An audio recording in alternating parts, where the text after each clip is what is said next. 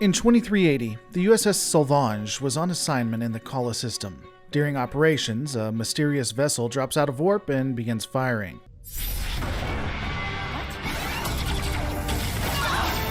With their shields either completely down or diminished, a grappling hook latches on to one of the nacelles. The vessel attempts to go to warp and... Warp now!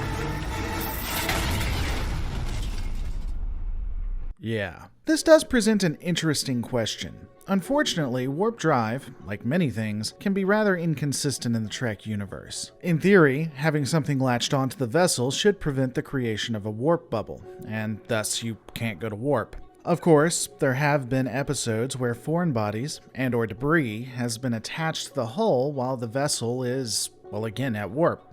Whether you can argue that those instances had objects that were big enough to impact the warp bubble or not is something that will probably be endless in the comments. But for the moment, I don't think it's necessarily out of left field for some form of warp to be achieved while something else is latched onto you. In theory, I might be able to argue that the bubble was never completely formed and thus why the explosion occurred. Perhaps once the warp bubble reaches a certain percentage, you'll be moving no matter what happens. And if the bubble's not completely formed, the results are catastrophic. Again, there is some precedence for this in the Next Generation and Deep Space Nine, but nothing that gives a definitive. In either case, the Solvange is able to send a distress signal which ultimately is answered by the USS Cerritos. The initial attempt to assist... Red alert! Shields up!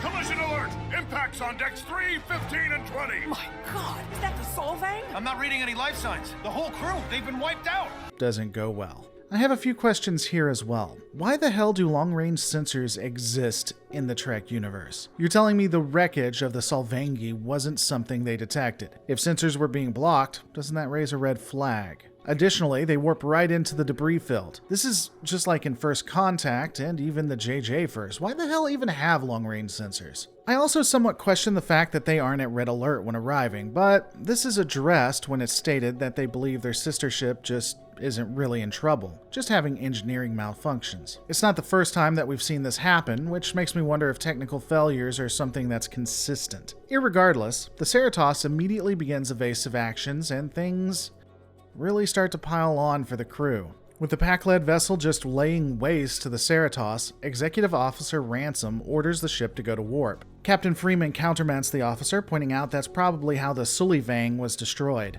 This is a good call, kind of. Fighting arm! With a warp! Get us out of here! No! Shut down engine! Or we'll be sitting ducks! She orders for the engines to be shut down, and my question is, why? First, you can still try to fight the latching arms of death by utilizing impulse. You'd have to watch the stress on the ship's hull, but you don't exactly have to make it easy. Second, the engines, or the warp core, literally powers everything. You can still fight them. Ordering the shutdown seems like a wildly bad call as you lose a lot of your defensive systems. Perhaps she was worried about someone overriding the lockouts and engaging warp, but that's not logical.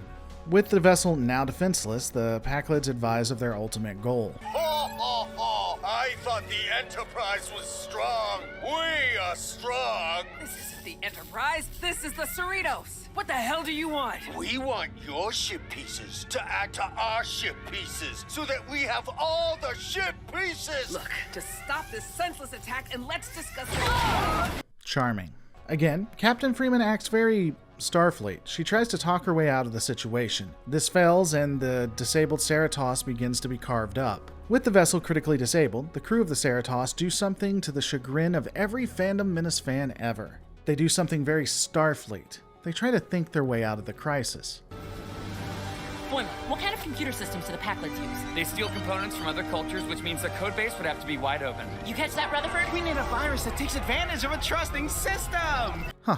Guess this is a Star Trek show after all. While the Pack-leds were able to cobble together a powerful vessel that can take on a lot of Federation ships, it requires their computer system to work with multiple systems simultaneously. And this is a weakness. If the crew can get on board the enemy ship, they'd be able to take advantage of the trusting computer. While the Cerritos no doubt has engineers with the capability of creating such a virus, the fastest way is indeed to allow the computer to do it, even if the computer takes the form of a homicidal Starfleet insignia.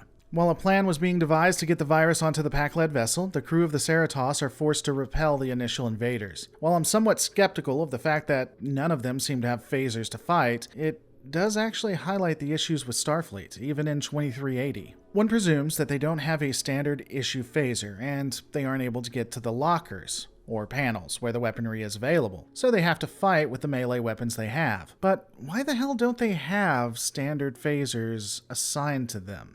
This is after the Dominion War. You would think that this would become common stance. Though, again, a fight for the soul of Starfleet could have some ships, like that of the Ceratops, with no weapons. At least no weapons assigned to the officers. I could see Starfleet having officers assigned weapons with specific vessels that are assigned to battle, or that are at least going to be in the fray. It's still stupid, though. At the beginning, the crew would slowly be pushed back, with the Pac-leds being able to gain control of a large swath of the ship. It would get so bad that some crew members would even leave, abandoning their shipmates. We're all going to die! Peanut hamper! There are so many lives at stake! You know what? I'm just going to beam myself out of this whole sitch. Sucks to be organic. Enjoy having all your guts flying out or whatever.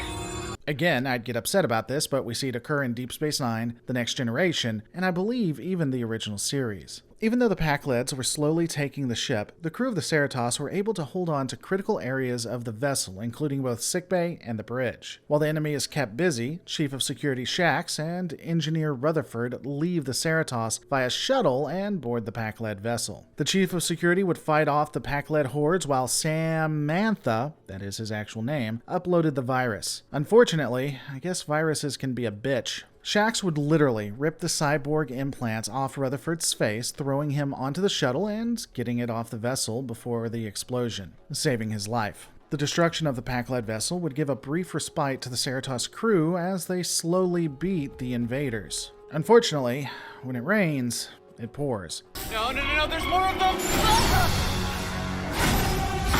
The Pac-leds learn from their original mistakes and begin to rip the Ceratops apart. Fortunately, the vessel would be saved when the USS Titan arrives out of warp. Let's prepare to abandon ship! Wait, incoming ships?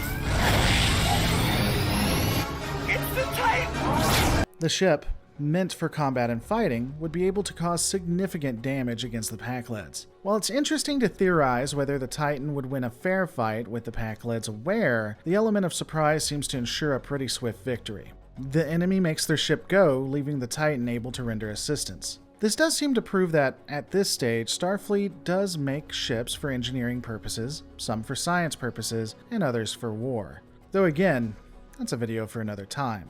The Battle of the Other Enterprise was a wake-up call for the Federation and Starfleet. The superior attitudes of command resulted in the destruction of an entire vessel and all crew lost. And there were almost 2 ships that were destroyed.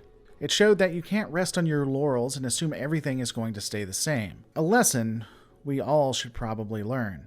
But these are my opinions. What are yours? Remember guys, in the end, your life's just a story, so make it a good one. No!